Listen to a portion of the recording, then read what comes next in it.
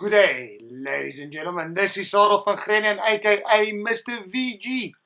I'm excited to be on this journey with you, as you will hear in every single video, because that is my heart. I'm excited to help you conquer this dragon of mathematics.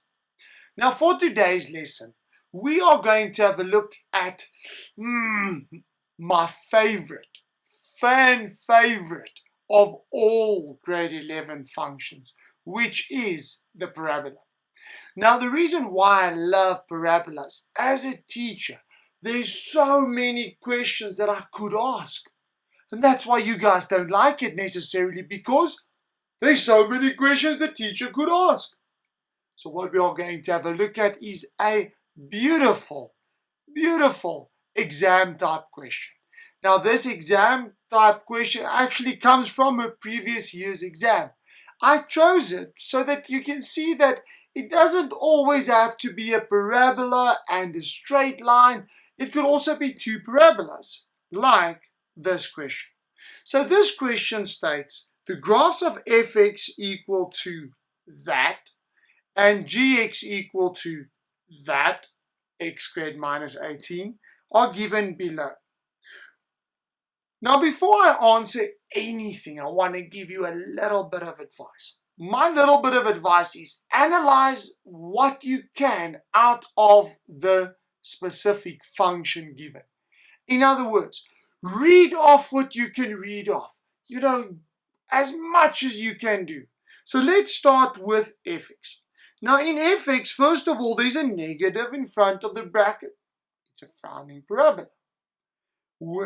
Also, I can read off the turning point. The turning point of fx is negative 2, 16, because it's in turning point formula. Let's go over to gx. Gx is a smiling parabola because of the positive that's there or not there in front of the x squared. And also I can read off the turning point, which is at 0, negative 18. Let's quickly have a look at question 13.1, just for interest's sake. Write down the coordinates of A and B, the turning points of the two graphs. But I've got it. A is negative 2 and 16. B is 0, negative 18. I've done question 13.1. 2 marks in the bucket. 2 marks in the bucket. Let's carry on to 13.2. The coordinates of C and D. At this moment, I would like you to actually hit the pause button on this video and try it yourself. But let me quickly do it with you. What makes C and D so special is that they are the points of intersection of the two graphs. In other words, I'm going to make fx equal to gx, because that's how we determine points of intersection. Both the x values and y values are exactly the same. So, solving this, now I substitute back. So, I'm going to substitute fx and gx in. Now I am on a mission to solve this. Now, what type of a function does it look like? It looks like a parabola. So I'm going to try and make one side 0. So I'm going to first multiply out my brackets.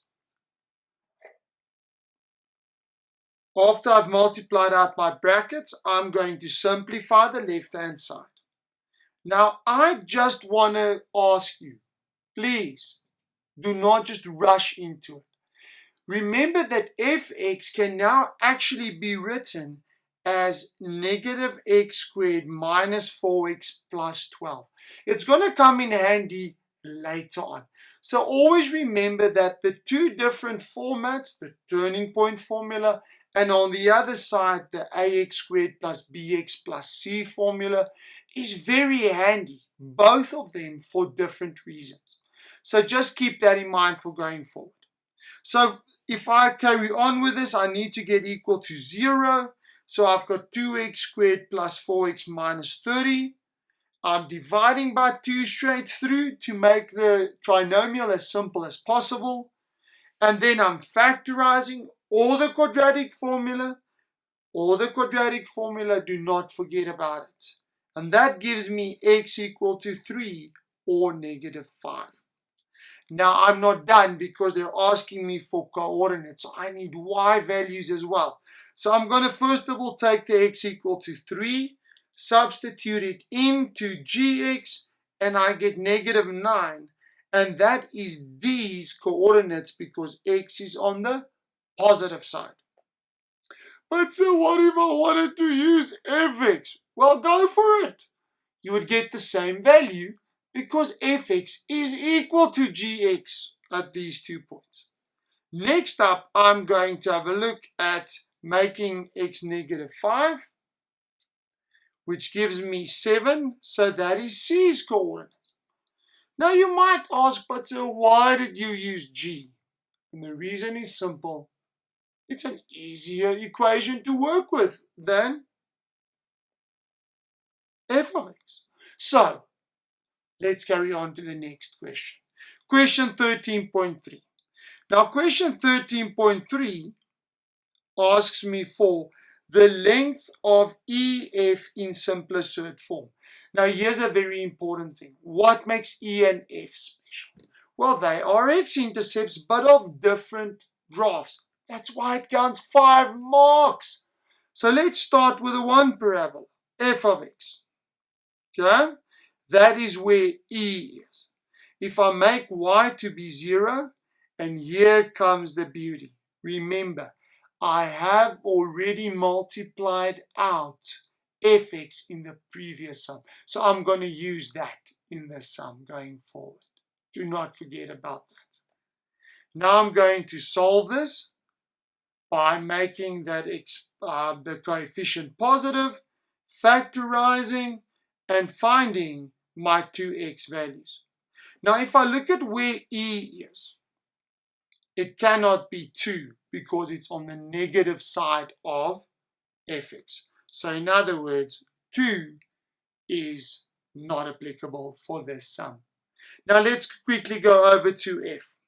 For f, I'm making g of x equal to 0. So x squared minus 18 is 0. Now this can't be factorized. So I'm going to isolate the x squared. And I'm going to take in a square root. But because I'm introducing my own root, I've got to have 2 possibilities. Positive root 80 and negative root 80. In other words, x could be 3 root 2 or negative 3 root 2. If I look at where f is, it's on the positive side. So I'm not going to look at negative 3 root 2. So how do I now get the distance between E and F? Well, what I like to do is distance. Take biggest minus smallest, if we're talking about horizontally.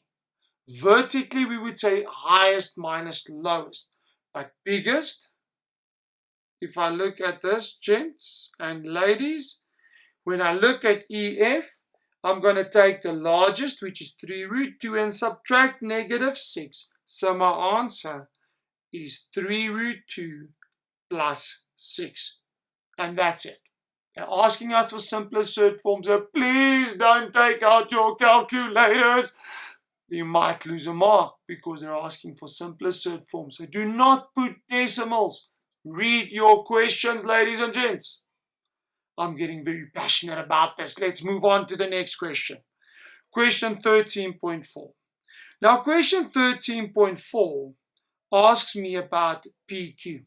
Now, whenever I talk about PQ in a sense like this, actually in the exam, they have to specify that PQ is parallel to the y-axis. But what they did say that it is a 90 degrees. So you can assume that they are vertically above each other. Now, whenever they are vertically above each other, I would say PQ is the top graph minus the bottom graph, like I wrote down there. Now, the top graph in this specific situation is fx. So I'm going to take fx minus g of x. I'm going to substitute the formulas in because I want an expression for PQ. Now again, I'm going to use the multiplied out form because it works easier. Now I need to simplify this, and I get PQ equal to negative 2x squared plus 4x plus 30. Ladies and gentlemen, please do not divide by negative 2 straight through. Remember, this is not equal to 0, so you can't simplify this. You still have this equal to PQ, so you leave it as is. Now I've got an expression for PQ. Now I go back to the question. What does the question actually ask? That it cannot equal 40. Now what I love to do, and a lot of times as mathematicians we do this, is that when they say that prove that something cannot happen, let's assume that it does happen. And then we prove our assumption false. So in other words, I'm going to assume that PQ is 40, and then I'm going to try and prove that it cannot be equal to 40. This is an awesome, interesting way of thinking about mathematics. And it's actually used a lot of times when we're trying to prove theorems, trying to prove something. So let's do that. Let's put PQ equal to 40. And let's solve for x. So it's a quadratic equation, so I'm going to make equal to 0. I'm going to try and solve by using the formula. Now, if I use this formula and I substitute all the values in, you put it in your calculator and your calculator gives you no solutions. Huh? That means there's no real solutions. In other words, PQ cannot be 40 because there's no real answer for that. So in other words, our assumption is wrong. But now, as a second option, as for free, just a nice freebie, I'm going to do it in 2 ways. A second way you can approach this sum is by determining the maximum length of PQ.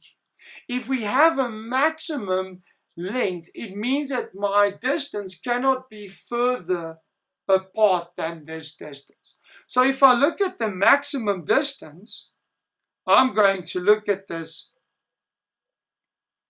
I'm going to have a look at the maximum of PQ. Now, for me to do this, ladies and gents, in grade 12, you will teach an awesome new thing called calculus, where we will teach you a much more general way of determining minimums or maximums. But for now, we've got to ask ourselves, what kind of a function is PQ? Now, PQ, because it's a square, it tells me it's a parabola. Now, it's not just any parabola, but it's a frowning parabola because of the negative 2. Now, where is a frowning parabola at a maximum? It's at a maximum at the turning point. So in other words, let's determine the turning point of PQ as if it is a normal, straightforward parabola. So I'm going to get the x value negative b over 2a. So at x equal to 1, my graphs are a maximum distance apart. But the actual maximum is where I substitute the 1 into PQ's function value, and it gives me 32 units. This means that it cannot be 40 units apart because the furthest point apart is at 32 units, which is at x equal to 1. And there I've solved the question in 2 different ways. Ladies and gents, for those of you that are aiming for your 80s and 90s, my little bit of advice to you as a student is go and find multiple ways to answer the same question, because you don't always know how the examiner will ask you this. It's been a fantastic journey so far. Please make sure that you've got this work covered. Make sure that you answer the questions in the worksheets and the memos. Practice, practice, practice. This is Sarah van Grennen, aka Mr. VG. I'm signing out and wishing you a beautiful, wonderful day. Salani Gachle. Cheers.